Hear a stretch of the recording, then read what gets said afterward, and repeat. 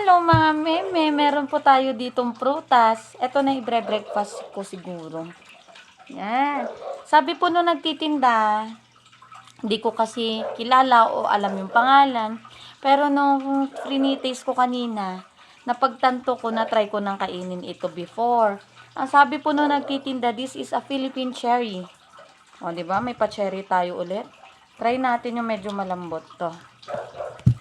Try this.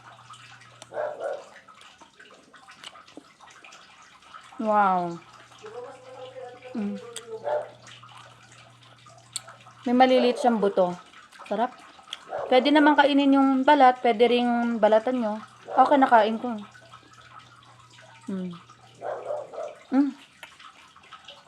Yung lasa niya, hindi ko mawari pero masarap. Na medyo maasim. Siguro hindi pa siya masyadong